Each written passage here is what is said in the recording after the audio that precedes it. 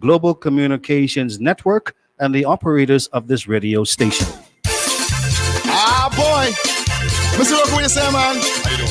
Man, I hear you got some of them guns called the Super Soakers. Yeah. What's the prices on them, man? $45.95. And give me one or two of them, man. I can buy Peter Roker. Good afternoon. This is Peter Roker on Global Talk on Global Radio 99.5 FM in the Bahamas. Good to be here. Really, really good to be here. Beautiful day today as usual. And before I go any further, let me give you some contact information. The WhatsApp phone number here is 242-801-0271. The regular phone number is 242-326-0271 or 0272. My cell number is 424-0749. You can call me during the show, or you can call me any other time you wish to.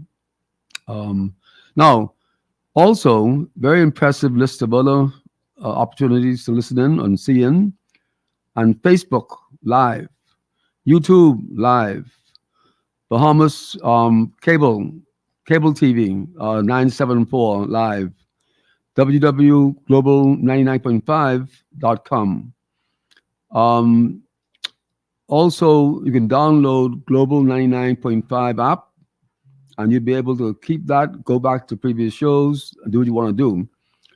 Also, TuneIn Radio, which I knew nothing about, TuneIn Radio Live, and you can go and browse and download TuneIn Radio. So that's an extremely impressive amount of opportunities to get through to Global, okay, at my show or any other show.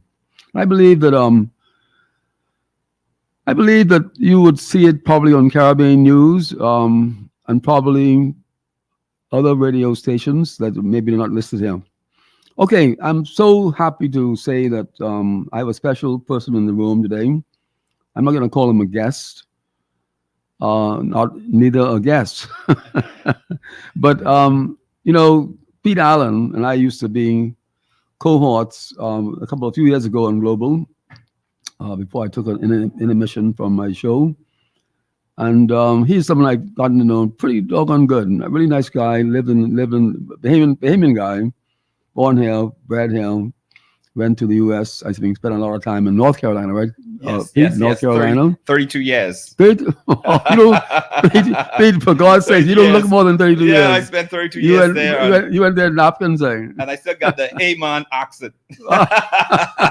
Didn't lose it. Yeah. So I'll tell you one thing. Peter ain't one of those guys coming back speaking American. No. He from Fort Lauderdale. Fort Myers. One of the things I always told the guys, if you can't catch it now, I'm not repeating it later. Exactly. Boy, listen now. Hey? But I can imagine all those people up in North Carolina, boy, they see you.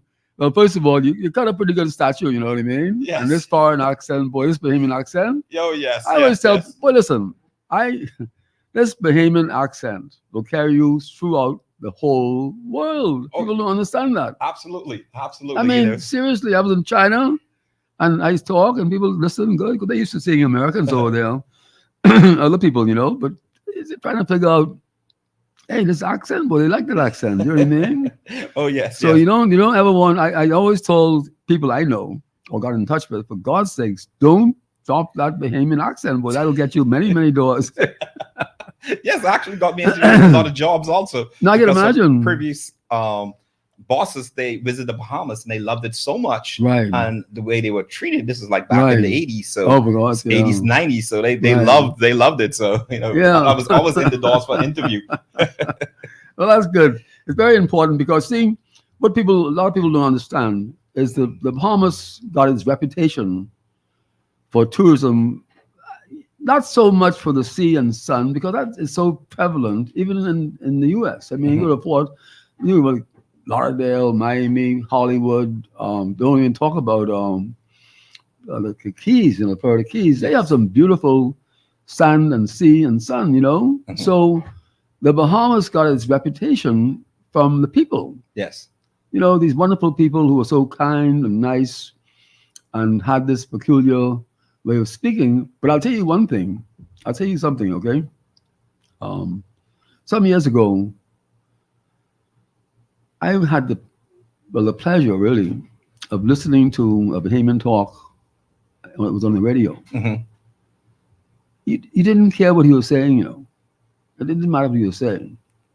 That voice, man. Just the voice Oh alone. my God! I mean, that voice was so nice and smooth, and Yes. so articulate, Mhm. and so, well, I'll say this to you right now, as a person, right? I remember how distinctive, and I don't think anyone else has ever qualified in politics for it. They haven't Mhm. qualified for many different things, Mhm. but to say that Celine Pinling's accent Mhm. or his manner of speaking. Yes. Very articulate. Yeah. I mean, he was really, someone who could really put you where you wanted to go in terms of listening to him. Yes. Goosebumps and Uh-huh. the way he maneuvered through, Mhm. through his language and the way he brought up subjects and how he did things, And there are many other Bahamians who did the same. I will mention one. I think it was one of the past judges, Chief Justices, Mr. Knowles. Mhm.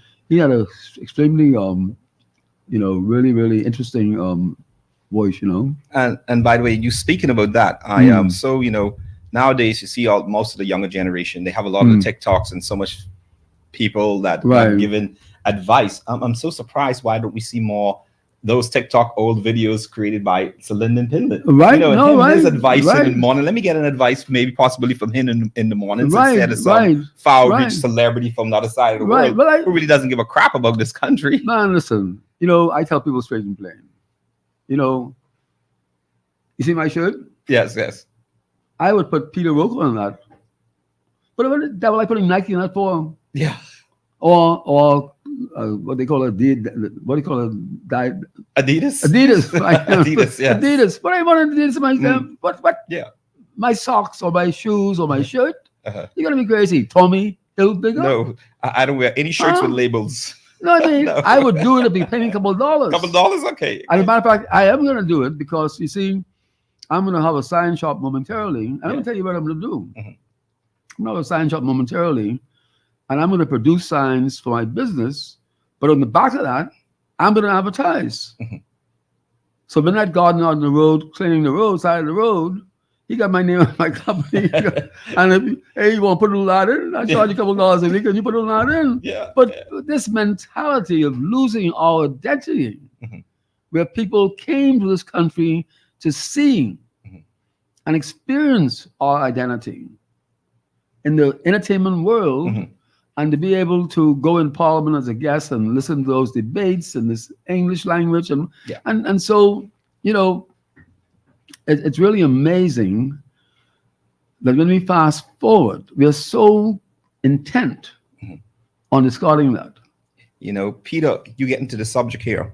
Many will ask me, Pete, you lived in the United States for 32 years. I worked for the federal government and the state government for all those years. They will always ask, why have you ever became a citizen? Refused to.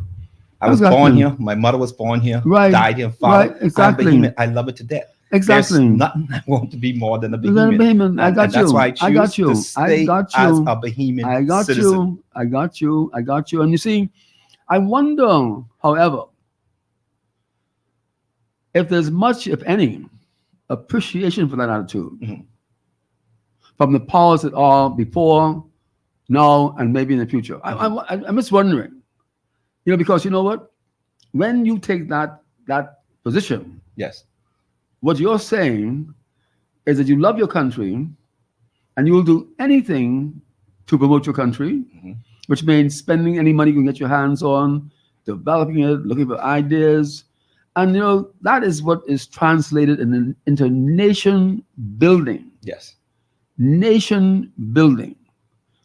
Now, I won't forget, but before I go any further, I'd like to take the opportunity of, when you talk about nation building, you see, nation building comes in many different ways and fashions and whatever you want to call it, right? And I have a problem. I have a big problem. Inasmuch as those persons don't do crap, CRAP, to help to build this country, can stand on the sidelines and get in the way of those wanting to. Yes. Oh, why you want to do that? Yeah. Hey, don't give me no lesson with that. Oh, hey, what? Tear that wall down, man. Hey, you can't put that there. No, no, blah, blah, blah, blah, blah. Call the authorities on this behind. And it's nothing short of disgusting and ridiculous. And what this country has to do, and there's a tremendous amount of make-up time. In other words, when you lose time, if you're going on a journey, right? Yes. And you mess around that journey, say it's a 2-day journey, and you get to the point where it takes 2 days to go there, and you're only 1/10 of the way of getting there, Yeah. and you got a few minutes left to get there. Yes. That's where this country is at today.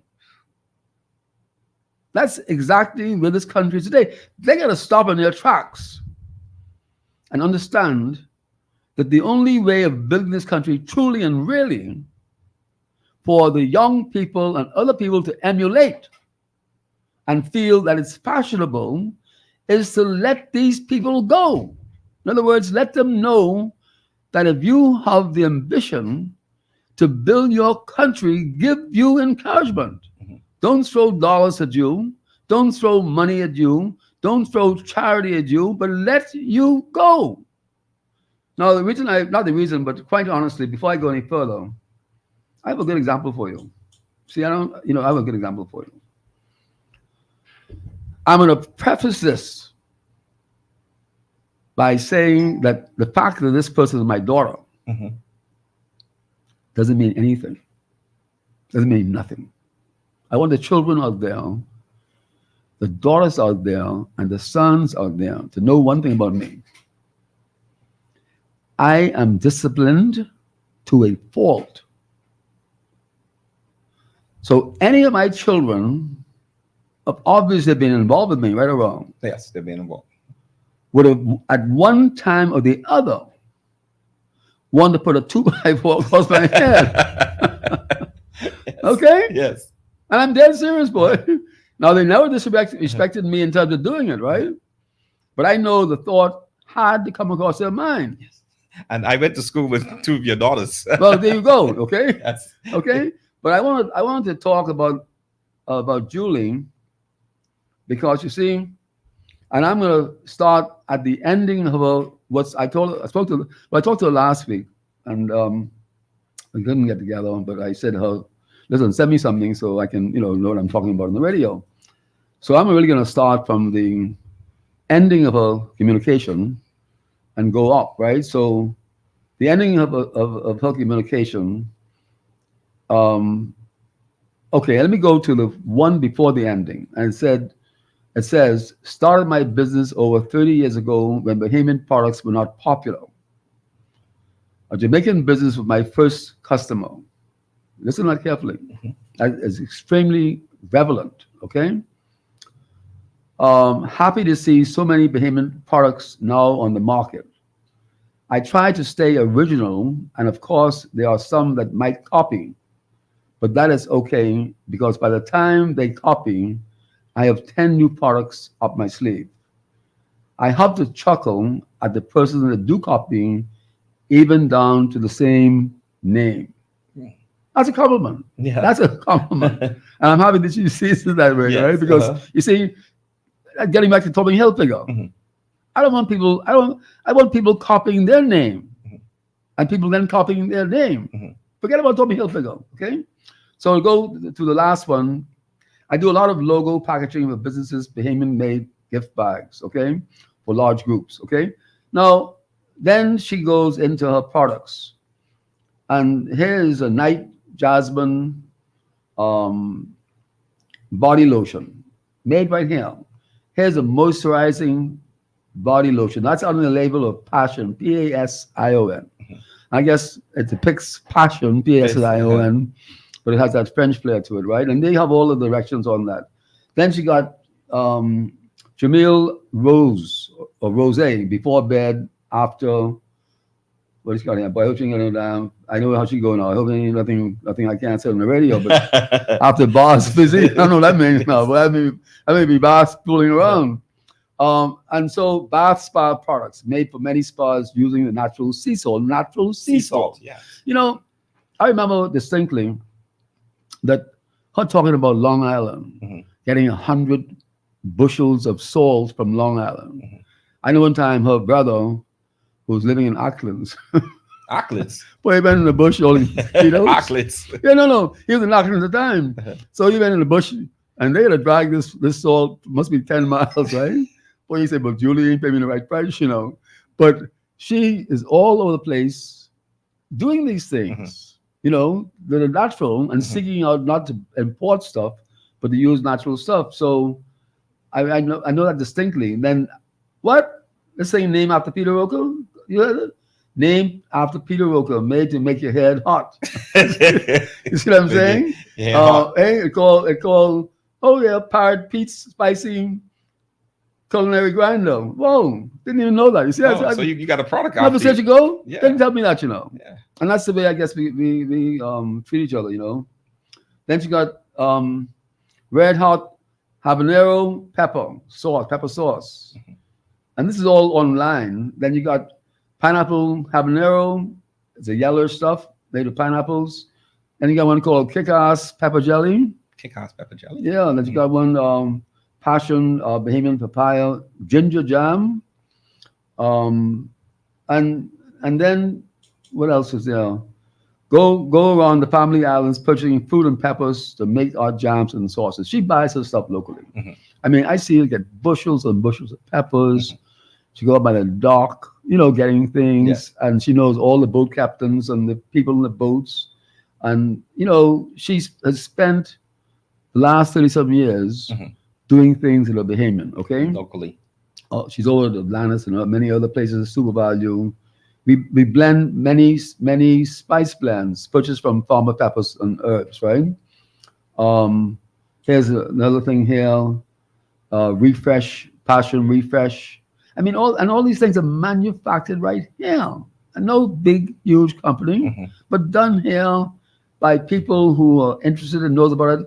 Passion Tea and Coffee Company blends many different blends using indigenous Bahamian plants, supporting persons in the family islands to help source barks, leaves, and roots. I know that fever grass, a great immune tea, a great digestive tea and good for the skin.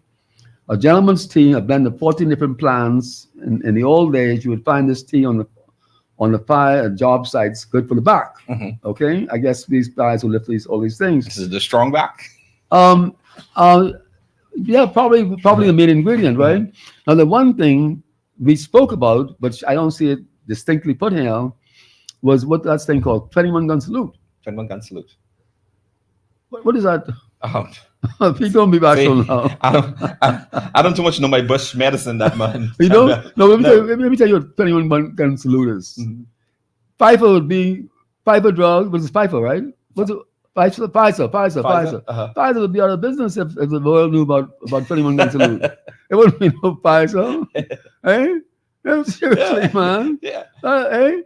I mean, I was growing up. I didn't know about 21 gun salute. And what is it good for? What do you know it's good for? It's good for good.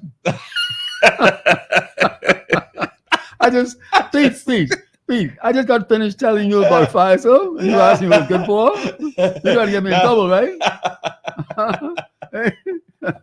And she was telling me a joke, right? Say, man, this man because she sells online to the US, So, boy, he told me, say, one man out of Texas, buying that eight and a dozen at a time, regularly. So she ain't see from him for a while. The poor man dead probably. So anyhow, I gotta laugh. Anyhow, the man finally show up saying, I just so need some more of that. But on a more serious note, right? What our government, they don't understand. If they do understand, they playing fool. and any other government for that matter, all the past governments did not get it. Bahamians are not captive audiences. Understand that? Yeah. She could pick this stuff up and take it to Miami, Lauderdale, Palm Beach, anywhere, and sell it as Bahamian products. No employment, no real interest, and use our name. You know how many people using our name? I don't spend a penny here. And so what I'm bleeding like a goat on this radio program for years, saying, for God's sakes, set up a ministry, okay, a government ministry, Innovation, design. Bahamians, a clearing house for Bahamians. You want to go into business? Come to us. We're not going to loan you any money. Don't expect us to give you any money. But we will facilitate all this foolishness that we're presently going through as business people. Now, some would argue that they do have certain programs set up I don't know. for those I have about an egg incubator. I don't want to go no incubator. You see, let me explain something to you. The first thing you do, you not clean a house and build it. You clean a house that's built already. So what you do is you go out there and you canvass this country of every Bahamian in business, not only the small businesses, the big businesses. There are people in this country. When I hear about this foolishness on talk about, oh, Bahamians gouging and dodging, competition will not allow you to gouge. You understand me? It won't allow you to gouge. It won't allow that. Because you see, if you come to the point where you label your people as being idiots, then yes, you can gouge an idiot. But we're not idiots. We're talking about one little island, 21 miles by 7 miles. But some of the most intelligent, brightest people in the world. In the world. In the In the entire world. Yeah, in the world. We should be totally self-sufficient. But what I'm saying to you, if I'm selling these sunglasses at $15 and you down the road selling them at $10, I ain't gonna sell none of these sunglasses. No. Simple as that. So competition will govern the market value and price. And we have some extremely intelligent business people in this country doing a very good job, big, medium, and small. I won't mention any names. Yes. But they're out there. They're out there circumventing the world markets and saying, listen, I can bring this in if I buy more of it. I can use this freight company. And so it's not easy. As someone would tell you, as a matter of fact, I won't mention any names on this either, but I know that I had a gas station one time. I got in a state of bankruptcy. I say bankruptcy, going on a business, right? Doing nothing, no volume at all. And I got it and gave the oil company, made history with the oil company by my volume that I bought it to, right? Well, anyhow, after a while, I let it go because I got my own station. And none less than the sales manager of the same company took it over. He retired. He went bankrupt. He went bankrupt. Okay? And he's a good guy. Yes. There's nothing wrong with him. He's a good guy. But sometimes it's a difference. It's like winning a war. The ability to hold on in the face of difficulty. And that is what you have in business today in this country. Many people holding on. But, you know, I think they're being treated in the most part like captive audience. It's not really captive audience. Someone like Julie could say, you know, to hell with it. Is that stem mainly from a lot of the red tape that is in place? It's just too much red tape. You know, there's just too much. I mean, there's too much inefficiency. There's too much red tape. And you see, when we begin to go to this digital age you're talking about, I love science. I love technology. Yes. I love advancement, right? But you don't leave something. You never leave something, as a matter of fact, especially an old friend. Mhm. There's some things we have in our society, old friends. They serve us well. And you just don't discard them like they are a piece of garbage. Yes. Okay? So the attempt to mechanize the system, digitalize the system. Let me give you an example. We now have a credit bureau. Mhm. I didn't even know we had a credit bureau. Yes. That's not the government's fault or people's fault. Mhm. That's my fault. Yes. Okay? Lack of knowledge is a dangerous thing, right? But having said that, I know of an incident. Right? Where somebody who is pristine in terms of their credit record. Pristine. Yes. They have a loan at the bank. Mhm. They get a report. The bank has been authorized to debit their account, which has money in it, Mhm. for a loan they have, Yes. first of each month. Yes. They debited over a 7-month period. 4 times they debited the first of the month. Over a 3-month period, 3 times they debited on the second, maybe the third. Mhm. Bingo. Credit come back, high risk. Iris. High risk. Okay? Now, what this means, if you assume that they have an efficient and totally efficient credit system in the US, Yes. Mhm. it means you're going to send it to the US and you are labeled as a high risk. Mhm. And you can never change that. Never change. Once you fall below that 500 and something score, You consider high risk. never, you never change. Okay. Yeah. And so that means you're sitting in the Bahamas and imports everything. And then when you go for a credit card or you do this or do that, the next thing, God's sake, don't be in no business where you have a commercial credit score. So what I'm saying is this: we got to be very careful how we move by. We got to be very careful how quick it takes to get a business license or TCC. It's better for government to give a person the benefit of the doubt and allow them to go with their business than to be doing things that can cast a doubt on their inability to do things. Now we got a little carried away on that, but and even for this time, you want to see time fly by, come on the show, because you know what? Hey, Jason will tell you something. Hey, there's something freaky. Hey, I just saw the time. Hey, I can talk to his wife. You know how his wife? She got in a freaky situation there, and she is saying, "Now you know what? This guy supposed to have an hour and a half, but I got this clock. I can make it half an hour. I can change it.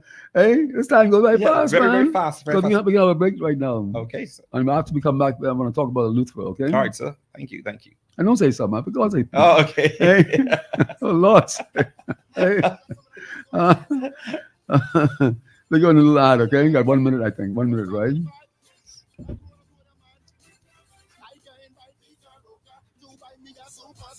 This girl think I's a joker. Take off her clothes and soca. I go and buy Peter Roker to buy me a super soaker. This girl think I's a joker. Take off her clothes and soca. Good afternoon. This is Peter Roker on Global Talk on Global Radio 99.5 FM, Nassau, Bahamas.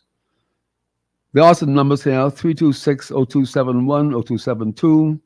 My cell number is 424-0497, and the WhatsApp number is 801-0271. We have a good friend of mine here, Peter Allen here, with chewing the fat, talking a bunch of foolishness, and good to have you here on this beautiful, beautiful Saturday afternoon. Now, I want to go into a quick ad, pay some bills, okay?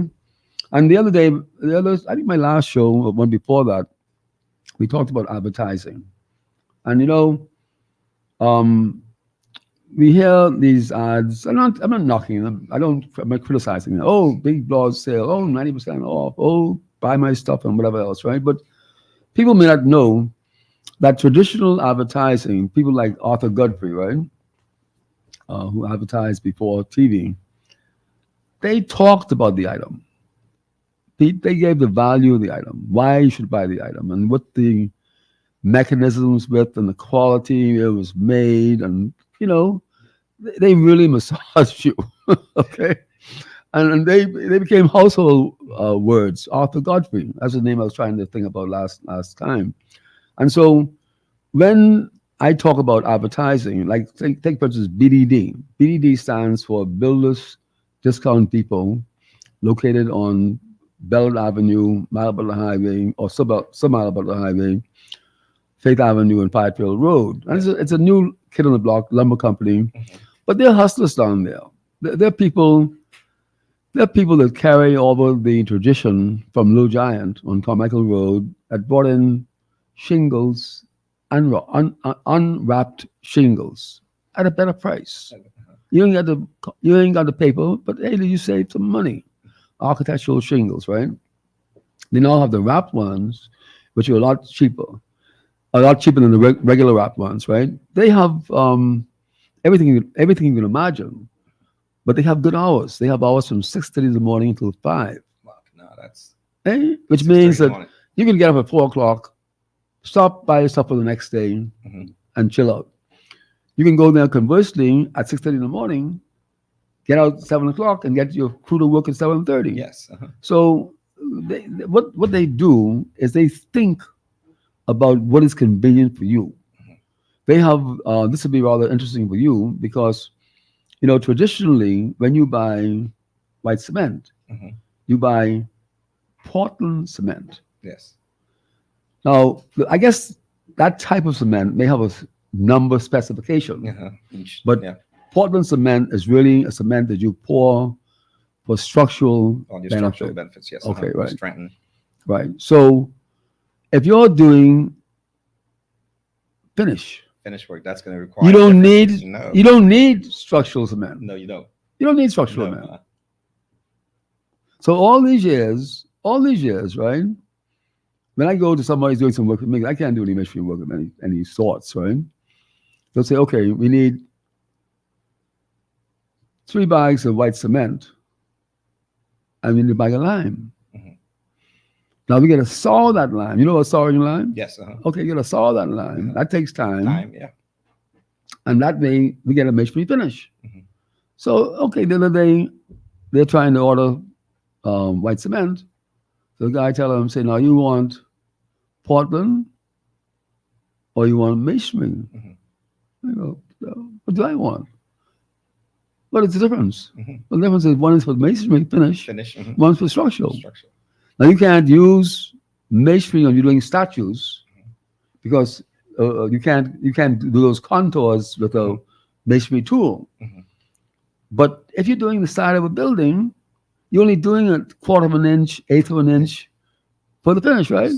So the point that I'm getting at, lime is expensive. Lime is almost $30 a bag. Yeah, it costs more than the cement. Almost. Exactly. You see? So in other words, if you are doing a job, you're better off buying masonry white cement. So we have masonry white cement, what I'm saying.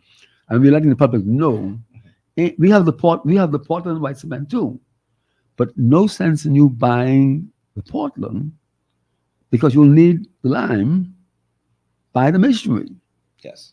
So the mentality that they have is to think for you. For you, and they're saving for you. Think for you, and they're saving for you. And so I want to say right now that is Builders Discount Depot, located on Mile Butler Highway, Ballard Road, and Faith Avenue, Firefield Road as well. You can't miss it because it's right next to the new Roker's gas station. Here we go again. This girl think I's a joker. Take off her clothes and soaker. I go and buy Peter Roker to buy me a super soaker. This is Peter Roker, Global Talk on Global Radio 99.5. Back with you. I got Pete Allen here, and boy, it's really a pleasure to have him here. Thank you. And I really want to, Pete sent me something, and boy, listen, I'll tell you right now, Pete, you're missing your calling, my friend, because, I looked at that and the way you you put that out there was like it reminded me. Was it email or WhatsApp? WhatsApp. I sent you Yeah. WhatsApp. Mhm. It reminded me really of not so much yesterday, but maybe a number of years ago, how the news media would would do something, right? When I say do something, in other words, how they would describe a certain place, a tourist place or whatever, right? Mhm. Because they were like touting all of the points of it, right? Mhm. And so and so I see you send me something that says radio show report, Lighthouse Point in Eleuthera. Now, what I would like you to do, Mhm. if you would like to, is do you want to read what you sent me? Sure, that's fine. Yes, sir. Okay. So you go ahead and read it the way you sent it to me, because I think you put it down. I mean, you need to be the Ministry of Tourism. Gotta start. Hey, gotta get you, my friend. Huh? How Good can I recruit afternoon, all. you? Good afternoon, all. Hope everybody's doing well today. Thank you very much, Peter, for having me on today. Good day, listeners. Today we have some exciting news to share about Lighthouse Point in Eleuthera, the site of Disney's new development project. Having had the privilege to work there, I can attest to the numerous of benefits this project brings to the local community and visitors alike. First and foremost, the development of Lighthouse Point is poised to bring significant job growth to Eleuthera. Disney investment in this project means that many local residents will find new employment opportunities, helping to boost the economy, provide steady incomes for families throughout the area. This has been just an unbelievable thing for Eleuthera itself, and seeing it, all the development that's going on. Lighthouse Point itself is breathtaking location, characterized by its natural beauty and scenery and atmosphere. Disney has taken great care to preserve and enhance this beauty while adding new attraction to the facility. The site actually sits on 1,000 acres, and they only actually using about 100 acres of the site. Other section of the site, what they're doing is preserving a lot of the natural wetlands. Okay, yeah. Sorry about that. I was just Yeah. A lot of yeah. natural wetlands and all that. But one of the true things that highlights the site is that Disney did a cultural center. Okay. That center there is going to provide Bahamian festival activities, junkanoo, music, dance, and costume. The center will not only entertain visitors but also educate them about Bahamian culture and tradition. It is beautiful. And I had the opportunity to work on a special artist design there on the wall, which I'd like was to see that. very Pictures exciting. yeah, It was very exciting. Yeah. They went all through the means. They actually got a private plane to fly in 3 of our tallest in one Saturday. It was amazing. I truly enjoyed the site and being there. The site is designed with family in mind, offering a variety of activities to ensure everybody has a memorial experience. Beautiful cabanas provide perfect spots to relax.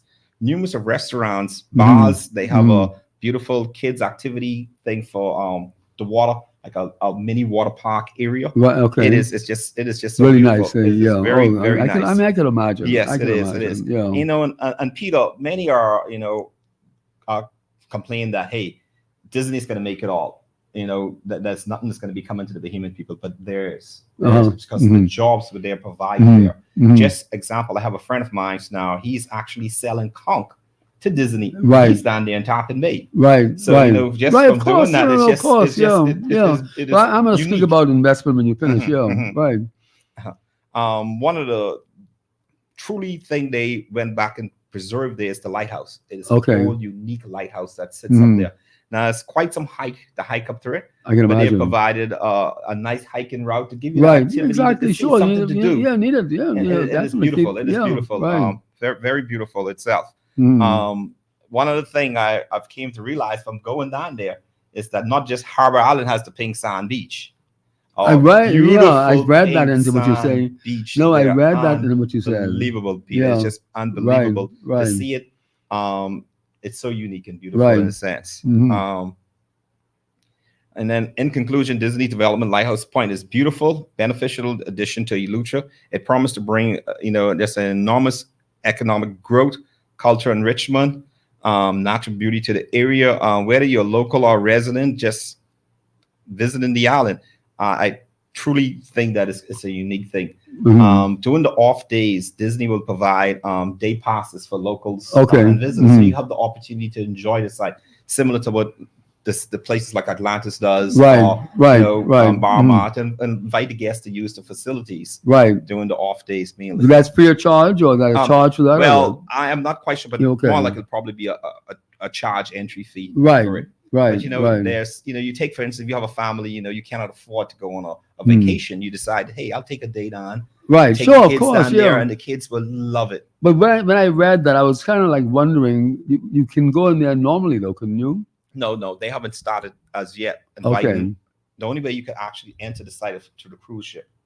Oh, I see. You take the cruise ship, the Disney cruise ship for now, and then once everything is completed, then they will be offering the day passes to local residents or other. So it's not completed as yet. It is completed. They have the first phase is done and it's open up now. Right. So well, to be honest with you, the only little I read that when I read your statement, the little glitch I would see, would be that, first of all, there would have to be standards to be kept. Yes. Dress standards, whatever, behavior standards, whatever. I mean, any place you go to, right? But I would have thought that the person's visiting, well, let me say this to you.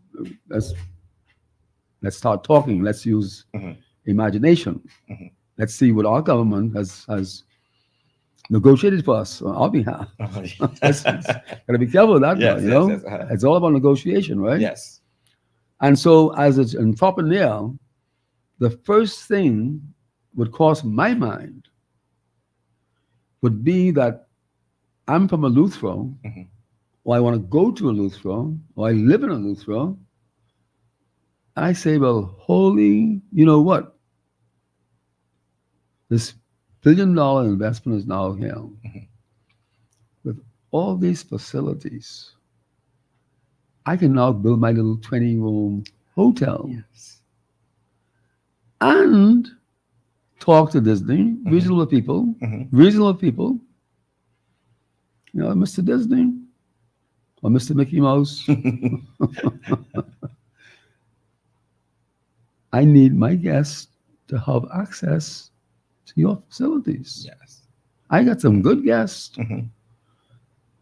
If you normally charge $50, I'd appreciate you charging me $40 because I need to be able to promote my guests. That is what I have been talking about. Okay? And I'm sick and tired and weary. Because you see, when these things are happening in our country, yes, Bahamians will benefit through employment. I got that, which is very good. And I applaud Atlantis, I applaud Disney, and applaud all of them. But what is greater is the fall off. For years to come. The fall off, and immediately, because you see, like say, in New Providence, who would have negotiated on our behalf to say, I got a 10-room guest house, and when I advertise, I show a picture of Atlantis, and they make money from that. Yes. They make money from that. Yeah. Okay? So whoever is listening today, what I would recommend to the powers that are, along with the powers of Disney, is let the entrepreneurs and the hoteliers in Eleuthera become a part of that. It'll help you. Yes. Because your guests are not going to be captive audience. Your guests are going to stray out to these other places.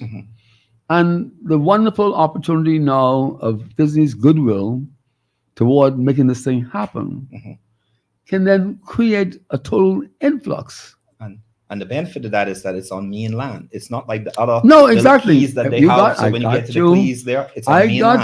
I got you. Driving from there to Roxanne is about a 30-minute drive. Right. Then you have another 35 minutes drive from Roxanne to Governor's Harbor. So with Right. an hour time drive, you in the No, I sun. got you. And the other ones you got to go by boat, Mhm. and maybe like Norman's Key, you got the people with guns on the shore, and the German shepherds. Yeah. So I applaud Disney. Mhm. I applaud the authorities Mhm. for bringing it to this point. Yes. But if it hasn't arrived at the point where Bahamian entrepreneurs, I feel other than the ones who can sell wholesale and Mhm. blah, blah, blah, the blah, trickle effect. will be able to say, okay, no, hey, I can go and do that 10 room. Many people I meet, boy, I want to go back home and start me a little guest house. Yeah. I encourage that, right? So they can have that as a benefit. So I really, really hope. And mind you, not only not even the government, not only the government, people like you who worked there had. And let me say to you right now, Disney cannot think of everything, and I believe that Disney is willing to look at ideas Mhm. and say, yeah, that's a doggone good idea. That's a doggone good idea, and let's do it. And I think that the entrepreneurs and the other persons involved with hotels and guest houses and even Airbnbs, Yeah, MB. hey, listen, you know what? We have here now. Yeah. And you could see the growth. You could see the growth. You see Yeah. the properties that pop Oh, up yeah. for sale now. I know. I can all imagine. around there. I can imagine. I can imagine. Well, Yes. anyhow, listen. That is excellent information, and you put it across extremely well. And I hope there's some traction now moving forward Yes. in terms of how this will affect the persons who not only want to buy land, but want to go to Luthra and say, listen, I'm going to do my hotel, and my guests will be encouraged by the fact that they get a pass anytime they want to go Yes. into Disney. Okay, Yes. I mean, really, really good. And when we think about Disney, I mean, look at Disney. The word Disney itself for the Yes. Bahamas, Yeah. right? It's like some German saying, "Was machen Sie in Deutschland?" Disney in Bahamas. Bahamas. You're not going to Disney in Orlando No. or Disney in California. Disney. I go to Disney Bahamas. Uh-huh. Look at that. Yes. I mean, really, really some good Yeah. stuff, right? Yes. Anyhow, buddy, let's move on ahead, okay? All right. Thank you. Miss Robinson, Robinson. I forget the first name, but there was a letter to the editor a couple of days ago. And boy, listen, get the first name, right? But the name is not very important. But obviously, she's been around for a while. When I say been around for a while, she knows Nassau from earlier time, Mhm. okay? And she reminisced about that. Said how clean it was, Oh yeah. and how many beautiful buildings we had, and how friendly the people were. Mhm. And it's like she was longing for this era, how beautiful the shops were. It's all very well to have all these tourists coming off the boat. The boat, from what I heard people tell me, the boat owners have done some very nasty things in terms of trying to harness the income, or rather the money, spending money of the tourists, Mhm. even by having cruise directors to tell them where to shop and how to shop. And I was told, I mean, I say I was told, no one told me this. I was informed there was one atrocious amount of money that shops had to pay these boats to even be recommended for shopping. Atrocious amount. That's another story for another time, right? Yeah. But nonetheless, it's patently obvious that cruise passengers overall come to Nassau, walk up and down the road, go to fish fry, go back to the boat. Mhm. And it is nothing short of a disgrace how Bay Street looks compared to another era. Now, I'm not one to dwell in the past, but I believe the future should be better. Yes. And the future is not better. The future is a lot No. worse. And you see, so we need to look at that, because this lady, in her article or letter to the editor, was very respectful. Mhm. But she pointed out these things. The country needs to listen to people like this. They need to listen to people like this. And as we would go and say, as foreign entities, Disney is doing something for the Bahamas, so should we say that those persons of foreign background who come among us are doing good for the country. Okay? And do not look in the mirror and do not suppose that you know everything. If you drive and hit a bad hole, that ain't no good. If a dog is on the side of the road, that ain't no good. Dead on the side of the road, that ain't no good. And so I would seriously encourage the government. You know, when you look, let me tell you something right now. I have a note right here. When you look, Carnival, I mean, that hits a chord in my body, You know, that twangs and causes me to have bad taste in my mouth. When I would look at those persons now gone already, dead already, spend all those hours in the shark junk canoe. I remember my old man one time, he down between, at the time he used flour pop and newspaper for costumes. the traditional sharing, where they do the sharing, they don't do much of that anymore. Flour pop and newspaper, my friend, was a junk canoe costume. Okay? The scrap and crank. Exactly. And so when we look at that and the amount of hours, the times, and how that has evolved, and for someone to have the audacity to say that this country should even get involved with the carnival, there's something wrong with that. And then to go and say that $12 million being spent on that, that's an atrocity. Because you see, the $12 million could completely clean up this area. When I came to the show today, people should know that Global Radio is located on Shirley Street and Elizabeth Avenue. There was a Bahamian gentleman, I say Bahamian, but a gentleman obviously worked in the Bahamas, right? Bahamian accent. And he was leading, it had to be about 15 or 20 tourists along, going from north to south on Elizabeth Avenue, approaching Shirley Street, right? And he was talking very loudly about giving them a tour, right? I'm ashamed of what they were seeing. Yeah. I'm ashamed. It luckily didn't rain, because then they couldn't walk through the water in your ankles, and that's been that way for. But I'm where are they going? Going to a crane staircase? I'm ashamed. So we're running a Tiffany's, like a petty shop. Okay, and it won't do. We have a Tiffany. This island is a Tiffany. Okay, and we're running like a little petty shop, and that can't work.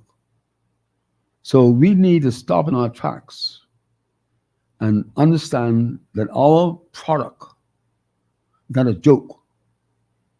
It has to be a product that cannot be yucked from under our feet. Okay? And one day you see no one coming here because something else replaced it. Okay? Now, I want to talk about something else, and something that really I came across it, but okay. I had the pleasure of meeting some of the people who came for the African Import-Export Bank. I didn't go to the sessions, but I met them otherwise. And there were people, the chairman of the Import-Export Bank, other people involved. I met this lady. She was vice president of the bank that is branched in, that particular branch was in Cairo, Egypt. hotshot woman now. Hotshot. She goes to Switzerland, back to France, back to Nigeria, back to South Africa. And she's actually from Zambia, okay? Spent good time with her. And the take I would have on that, truthfully, right, is that I'm old enough to know the winds of change. Yes. And that was when Mandela was in prison, and Kenyatta was in prison, and the Mau Mau was in Kenya, and the world was going through a really, really serious change in terms of the end of the colonial era. Belgian Congo, the Dutch, the English, Zaire, all those. Zaire, all those names changed and whatever else, right? And so when you look today, I think what's emerging, right? What would emerge then was all of a sudden, well, after all that effort, all of a sudden an African country that had gotten their Broken away from the independence. And among many, many things would have been revenge. Among many, many other things would have been spending. Among many other things would have been abject corruption. Okay? And today I see Africa primarily as the people being intolerant. You see, when Africa was the way it was, the Bahamas, Jamaica, Barbados, they were all poor, disabled, disenfranchised brothers and sisters. Okay? I had sympathy for them. They were poor, whatever else, right? And so when they got this independence, they went through a hell of a time. Coups and assassinations and disruptions and the whole 9 yards. But what I see happening now is the emergence of persons being, no, this will not be tolerated anymore. Because we were going down a pathway we can't go down. Okay? Showing that we're not capable of running and administrating ourselves. So they recognizing that, the billionaires and the millionaires and the philosophers and those shakers and movers have now emerged as seeing the Caribbean, including the Bahamas, as people that need some help. Okay? People that, quote unquote, lost the way a little bit. So they came down to help.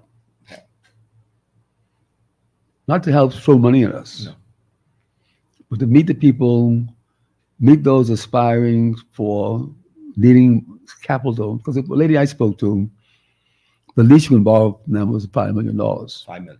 Least you can borrow is $5 million. So that's good. Because I want to be very blunt. I don't believe the term black necessarily, but let's use that term for a minute. The black man or woman isn't going to get anywhere in this world without financial power. Get that through your head. Yes. Not your head, but get that. Let it sink in my head. The only future for any race or people is through empowerment and financial power. And boy, ready to game? For God's sake. Okay, come in one more time. You put a pin. Let's put a pin on that. Yeah. Well,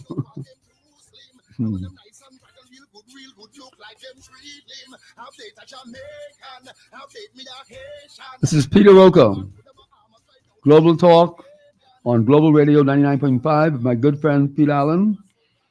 And boy, we're going in for the last leg. If you see my hair getting gray, and his hair getting gray. He's got a little bit of gray now. You know that, eh? No, Time is passing so fast. at 2 o'clock, I'm heading to the barber to cut this gray out. Oh boy, Sean, I ain't had no chance to buy my own. What's good? Touch of gray yet? I gotta get my touch of gray. Hey, anyhow, buddy, we're here today. Happy to have you here. Let me pay some bills. I don't know if she sent it, but I met the other half of a good friend of mine, Mr. Gilbert, on Faith Avenue. I don't know if she sent it to me. I'm going to check my phone because I did ask her, Mrs. Karen Gilbert, to send me a little synopsis of, what she, not what she does. I know she does, really. But essentially, something about her, because she and her husband run a company called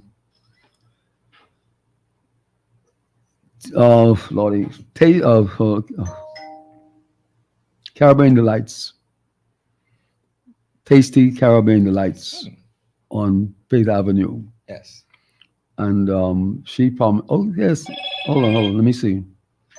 I mean. Boy, I see a communication, but I don't see any information. So maybe she didn't have time to send it, right? But I want to say to you, in a more serious vein, that when you look at entrepreneurship and you look at businesses, right? The role that a wife or companion will play in the promoting, the running, and the staying in business part of a business. Mm-hmm. And so Mrs. Gilbert, who's involved with her husband, Mr. Gilbert, on Tasty Caribbean Delights, really form a part of that mentality where she is back to back, hand to hand with her husband in making this venture successful. Yes. I wanted to congratulate her on the radio, as I have congratulated her husband, because they run one serious business. They also have a complex down past the airport, just before Old Fort Bay. Mm-hmm. A lovely place with the bathroom facilities and little area, fencing area that you can eat at a table, etc., and state of the art stuff, And what it tells me really is that when you look at a Wendy's, I saw my first Wendy's maybe in Miami donkey years ago, in the 60s, right? Early 60s probably. And they started off like anybody else. Colonel Sanders failed a couple of times. And when we look at Bamboo Shack and the Williams ladies, and that family, I'm not sure who all was involved, really, but I know Mrs. Williams. I met her on the telephone. Very gracious person. These people are, not only do they run state-of-the-art businesses, they are state-of-the-art people. Humble, accommodating. I met the lady who runs McDonald's. Okay? And they would put to shame most of these politicians in terms of how gracious they are, how humble they are. And you invite you in your office, have you sit down, would you like a cup of tea? Yes. You know what I mean? And you there asking them for something, man. They ain't ask you nothing. You try to see them. You see? So we got to understand that we have a treasure trove of value in this country. People that do work for a living. People have responsibilities. And that I know that Bamboo Shack had or has Orlando, Miami, or at least in Miami, a branch. And what has to be understood, we're not captive audiences. These people are not captive audiences. So when you look at the scope of volume, say in the Bahamas, Scope Volume, Lauderdale, or whatever else, we've got to understand the value.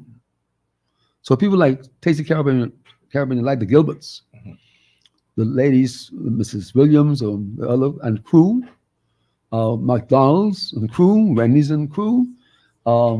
Many of those companies would have started under humble beginnings. Yeah.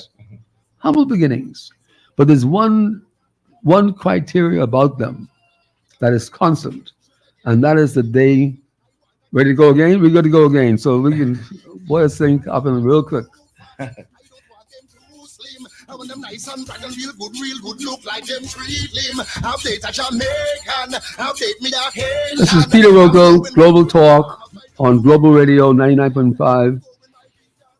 You know, there's one thing you get to understand about this show. It ain't show as usual. Hey, No, Pete? if you want your Saturday time, go fast. Come see Peter. Yeah, but this ain't show as usual. This is up. Hey, Jason, look. Hey, man, Jason. Hey, Jason took my first show. You gotta be crazy.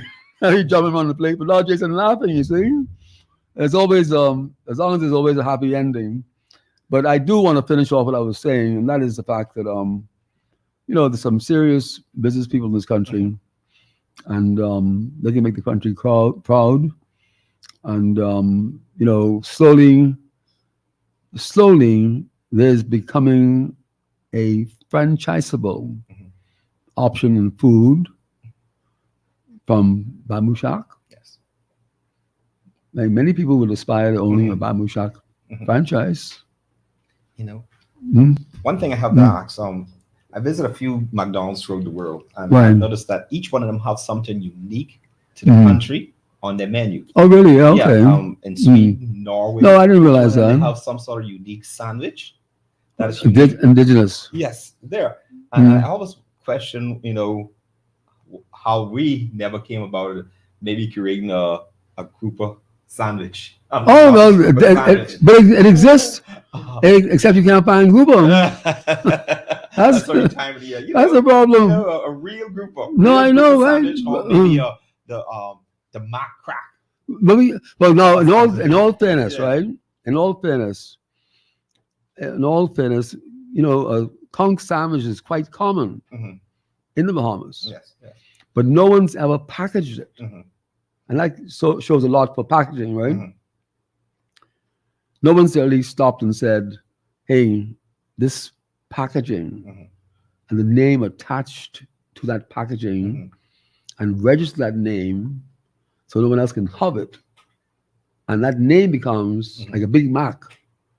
Or like the Burger King, you know what I mean? Yes, yes, yes. And so, but yes, grouper sandwiches exist.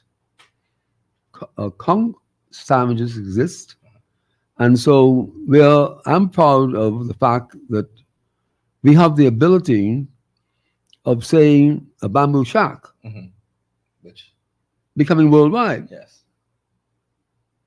okay? And pulls the Bahamas along with it. Well, let's go a step further. BDD, Builders Discount Depot, has the ability to do the same thing. Home Depot can be in Mexico, BDD can be in Florida. And so we've got to jump to that next level and understand that our position in the world is not confined to the Bahamas. It is the Bahamas and the rest of the world that we're able to be a part of. And I'll say another thing to you too, is that our government need to negotiate with these countries. Not to say they're not, but these countries need to respect us more. Okay? These countries need to respect us more.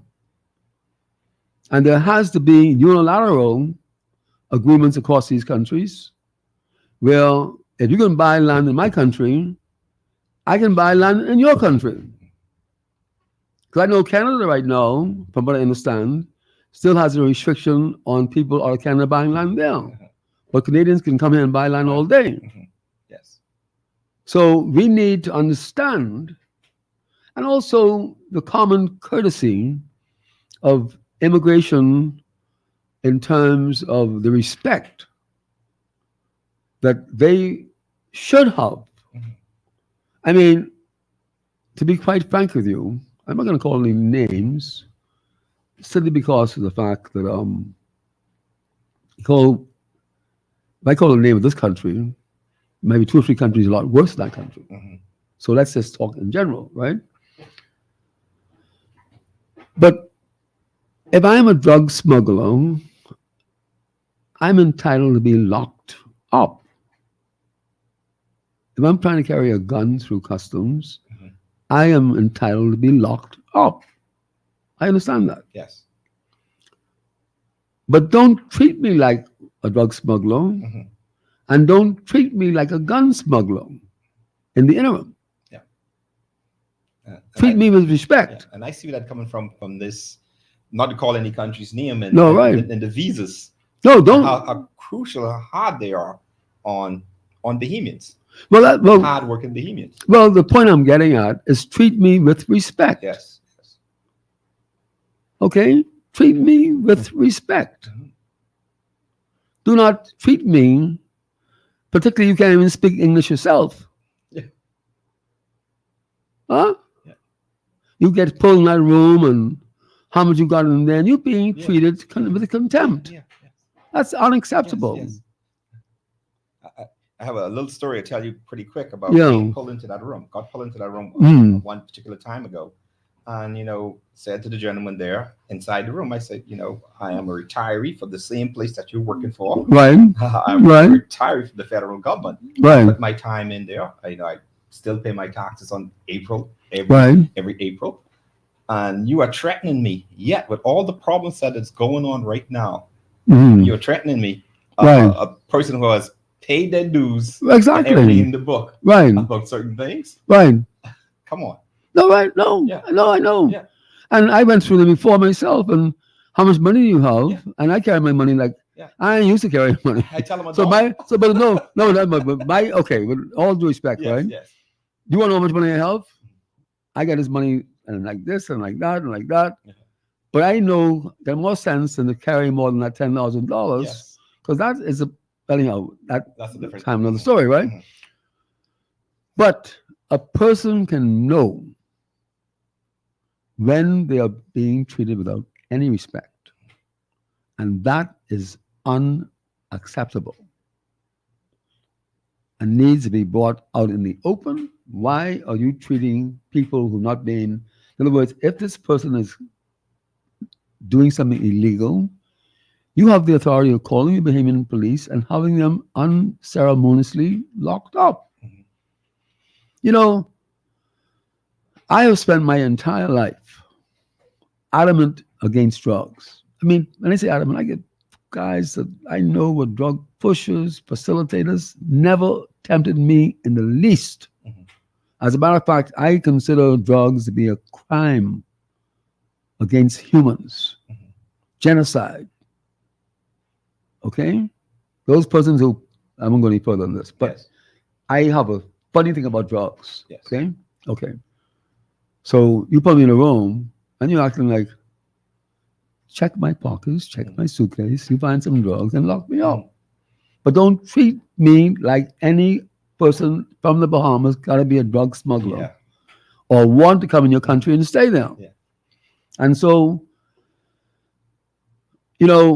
we have got to be able to be respected because some of us are hurt by that. It's a mental hurt and it could be a physical hurt in as much as being classified as something and then you have no recourse.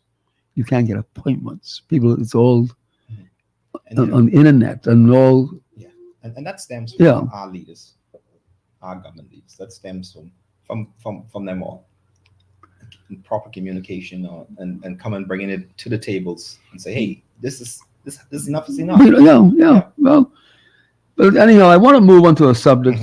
I wrote this song in particular. It seems it concerns is it Uruguay? Jose Mujica Mujica, was the 40th president of Uruguay. You're great. They were the first country that actually legalized recreational marijuana.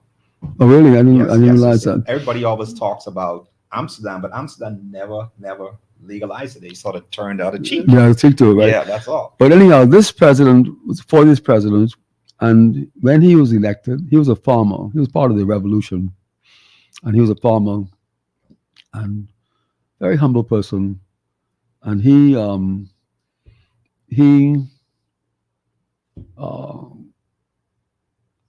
being president, Mhm. was given a $12,000 a month salary.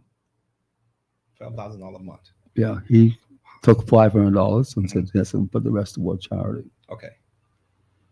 Okay, and he did everything to show that country humility, saving, helping the poor people. And if you read his profile, you will understand what real leadership is all about. And so these are the giant people that look at a society and want to be the least among them. They don't need all that money. They don't need all that mansion. They don't need that fancy thing, this fancy thing. And so I want to highlight that simply because we are poor people. We are really poor people. Okay? And all you have to do to prove that is drive over the hill. Oh, yes. That's all you need to do. You can talk all kind of fools you want to talk. To see that we are poor people and to prove that we are poor people, all you need to do is walk the hill. And I distinctly observe a number of people, an increasing amount of people who really have lost their mind and are out in the open, and it's depressing to see that. Simply because these are people who now have come to a wall, can't climb it, can't go through it, and now their mind is rejecting everything other than laughing or putting their hands up and screaming, whatever. And it's hard to go and eat a meal. It's hard to go and sleep at night, knowing that this suffering is going on, and knowing there's an inequality, is a distinct inequality in our country that has to be addressed. Not only needs to be addressed, but it has to be addressed. I am not talking about the country going communist. I'm not talking about the country going socialist. But I am talking about all the foolishness that is presently happening in this country. The turning of the eyes away from the abject poverty, from the conditions in which has eroded our freedom. The people who are suffering.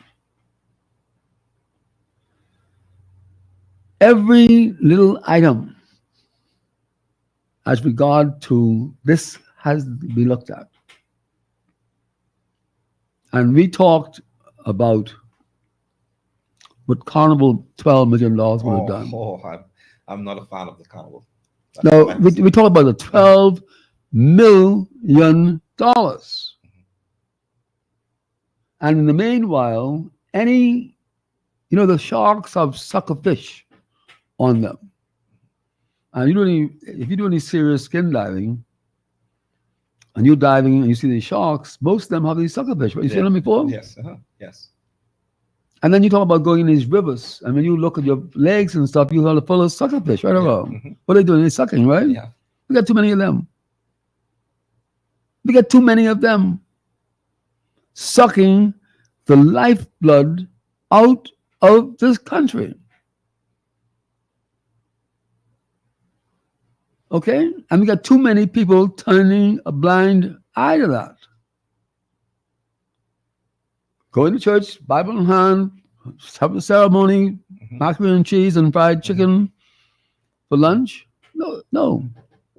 So I don't really see. I hear all this up and down and up and down, and this one say that, and the next one say that. I hear BPL selling out. I hear this one got this franchise, and the next one got that franchise. You know, okay, let me say this to you. I want to put something to you. Boy, time going by fast. We got 9 minutes left, huh? I'll be doggone. Okay, let's look at this a minute. Batalco was deemed to be unprofitable and hard to run. We sold it. Yes, they did.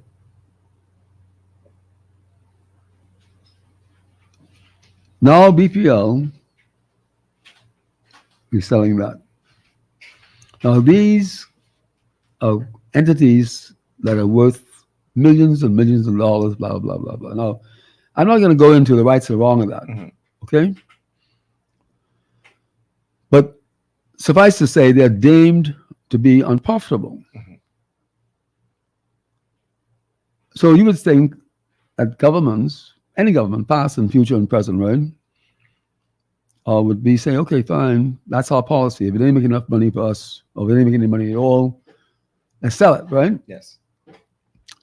But have you ever seen any arm of government for a small but necessary arm being sold? In other words, the point I'm getting at, we don't only have big entities that are losing money.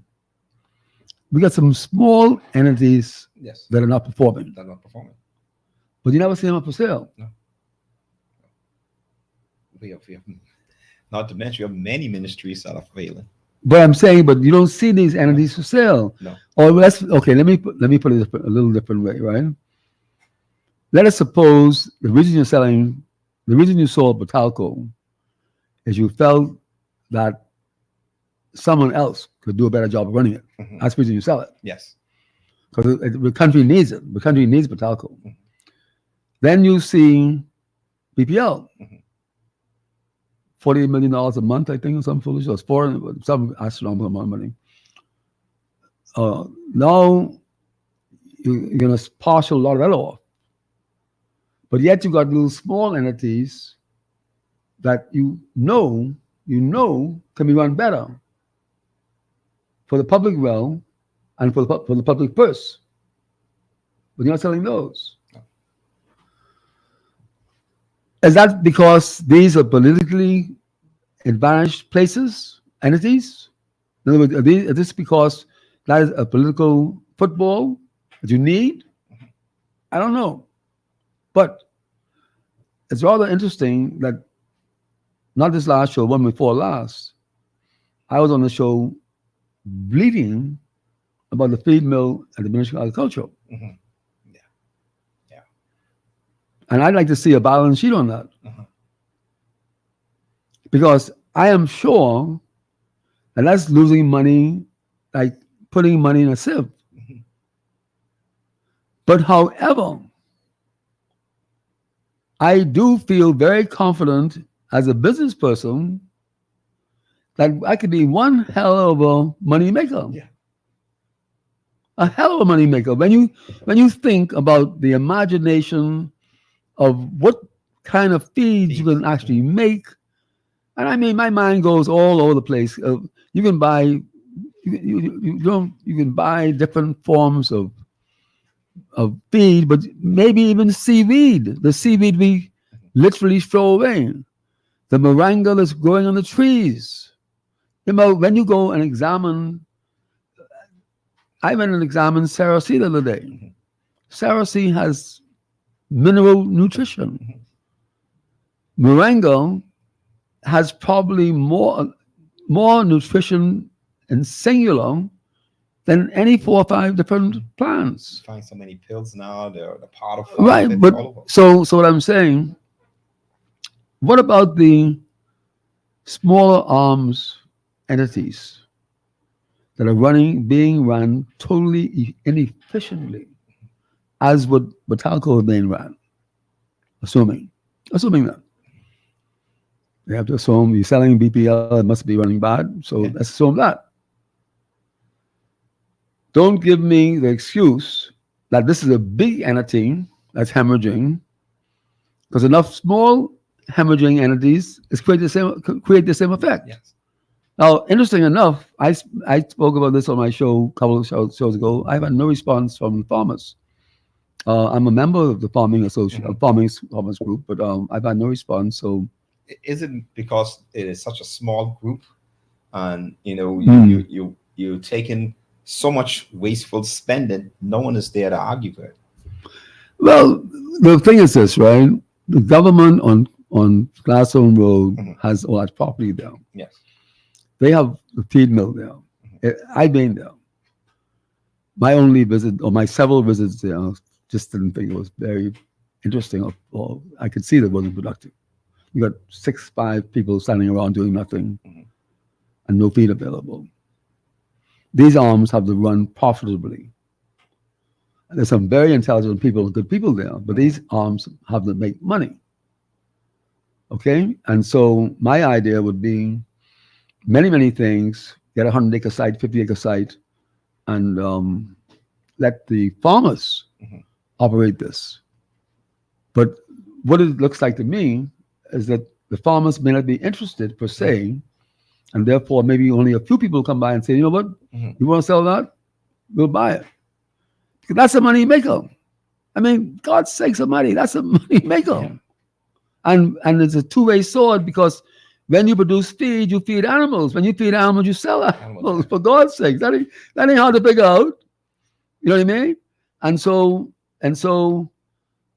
my mind would go to saying, do not only dissect and pinpoint those big entities. But there's so many little ones that are hemorrhaging, and you could sell that adds up. and actually have them run properly, profitably, Well, we got 2 more minutes. Pete, boy, it's a lovely thing. Really a good pleasure having you back. Thank you. Thank you. I really hope that, as long as you're in town, Definitely. and we need to get some mischief together. You're still doing the board? Yes. Still doing paddle board. In fact, I need to talk to you about a particular gentleman I met from. He's from France. Really? Okay. He was paddleboarding and worked for Disney at the time. Really? And he's really interested in something. I'll talk to you about it. No, okay, let's talk about it, man. There's a lot of opportunity, man. And bringing that event here, a paddleboard competition, something. Yeah, why not? Why not? I mean, to be frank with you, I don't know whether you think the lake would be good for that, because certainly it allows for a lot of viewing. Yes. And whatever. And I think you may have the calmness you want there. Yes, so that lake used to be the event for many different things before. Yeah, definitely. Yeah, I remember the boat racing days. No, right. Well, the boat racing with those big boats may have been not such a good idea, but nonetheless, I think the smaller things, but certainly anything like that, I think to be more conscious of enjoying our water sports is a good idea, And I think that your knowledge of Eleuthera now and Disney World, you should give your number out on radio, so people want to contact you. You mind doing that or what? Sure. Yeah, what is it? It's 429-0203. Okay, this is Pete Allen, 429-0403. 0203, right? Yes. And you need to get in touch with him, because he's extremely familiar with Disney World, and I think that could be an opportunity waiting for Bahamians. Okay, this is Peter Roker, Global Talk on Global Radio 99.5 in Nassau, Bahamas. Jason's really been gracious as usual. And it was good having Pete Allen with us. Okay, all the best. Thank you. Thank you, Peter. Like them freedom, I'm date a Jamaican, I'm date me a Haitian. I'm going back to the Bahamas right now to date a Bahamian. I'm going by Peter Roker to buy me a super soaker. This girl think I's a joker. Take off.